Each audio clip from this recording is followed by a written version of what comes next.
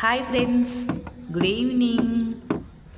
పవిత్రమైన పుణ్యక్షేత్రం కాశీపట్టణంలో మనకున్న 84 ఘాట్లలో చివరిదైన ఆదికేశవ్ ఘాట్ పక్కన ఉన్న ఈ చిన్న పాయ అలా అలా అలా అలా ప్రవహిస్తూ పవిత్రమైన గంగా నదిలో కలిసే పుణ్యనది వరుణా నది అండి.